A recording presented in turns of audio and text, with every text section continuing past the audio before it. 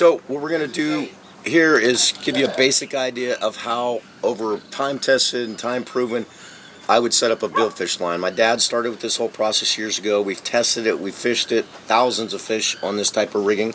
It's not, that doesn't mean that that's exactly how that everybody's going to do it. I mean, everybody's got their opinions, and there's other ways that work, but here's what we're doing and why. So you've got a spectra fiber backing, and what I do is I overlap it back and forth. What I'm doing is showing you kind of how I would tie the knot so that I can take this and loop it into monofilament and it won't cut through it. So you've got to make sure that all your loops are identical in length. So I get to this with my finger, and then I'm going to do a double overhand with a loop about this big. So if I need to change fly lines, it's simple. I've got another fly line pre-rigged. Something breaks so-and-so, I just loop to loop and drop it through. So that's your basic on your backing knot. At some point we'll do it. So it's going to end up looking like that. And on Spectra stuff, use a soft glue so it won't back itself out. But if you look, it displaces all the pressure onto the loop of mono. So I'm running from backing, and then I'm running mono, about 50 feet of it. And the reason I do that is it's smaller in diameter than the fly line typically, because we're worried about line drag, especially on a marlin. And after 50 feet, I end up attaching to my fly line. So I take a fly line with a 26-foot sink tip, leave the sink tip, take about another 30 feet, and I cut the rest of the fly line off and toss it. I still tie nail knots, and I've never lost one on a billfish or a big pelagic.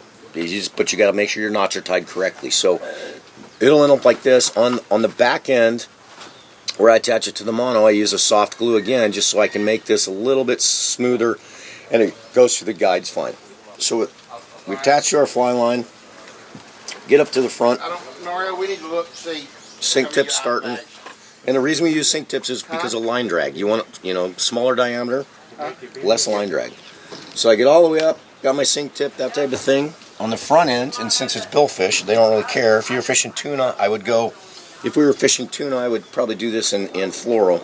But all we're doing is just putting a big loop in the end, again, of our leader, and then your fly, this is the new big marlin fly, you just loop it in. So you can change flies out in a matter of seconds. Big marlin fly, and I'll explain this rig real quick too. So this is what on all the marlin flies, our rig, what we call Phillips rig, and you could peg this if you want to make sure the fly stays right against it.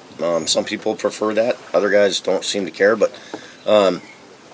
this is a bead system, and if you look, the back hook, just like we did for sailfish, we snell that hook.